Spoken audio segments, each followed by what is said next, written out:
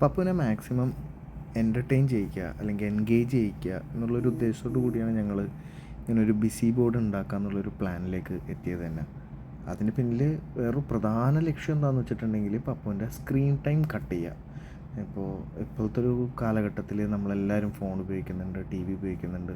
നമുക്ക് ഈ ഫോണൊന്നും നമ്മളെക്കൊണ്ട് പറ്റാത്ത സാഹചര്യത്തിലാണ് നിൽക്കുന്നത്, നമുക്കിതൊന്നും ഉപയോഗിക്കാൻ പറ്റാത്തൊരു സാഹചര്യത്തിലാണ് നിൽക്കുന്നത്.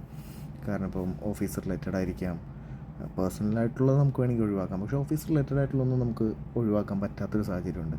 അങ്ങനെയാണ് ഈ ബിസി ബോർഡ് ഉണ്ടാക്കാം എന്നുള്ളൊരു സാഹചര്യത്തിലേക്ക് ഞങ്ങളെത്തുന്നത്.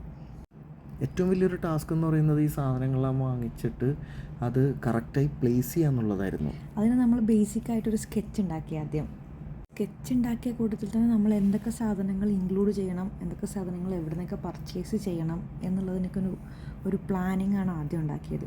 ഇത് പ്ലാൻ ചെയ്ത് ഓരോ സാധനങ്ങളും നമുക്ക് എല്ലാം ആമസോണിൽ നിന്നാണ് വാങ്ങിച്ചത്. ഭൂരിഭാഗം ഒരു 95% ആമസോണിൽ നിന്ന് വാങ്ങിച്ചതാണ്.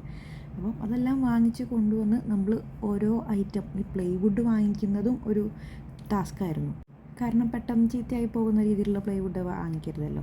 അപ്പോൾ പ്ലൈവുഡ് വാങ്ങിക്കുന്നത് മുതൽ അതിൻ്റെ സ്ക്രൂ സെലക്ട് ചെയ്യുന്നത്, അതിൻ്റെ ഓരോ ടോയുടെയും പ്ലേസ്മെൻറ്റ് വരെ ഒരു ടാസ്ക്കായിരുന്നു. ഇതെല്ലാം ആയിട്ട് ഏകദേശം ഒരു 2 മാസത്തിൽ കൂടുതൽ ഇത് കംപ്ലീറ്റ് ചെയ്യാനെടുത്തു. അതുകൊണ്ട് തന്നെ ഇപ്പം ഞങ്ങളുടെ പപ്പു നല്ല ബിസിയാണ്.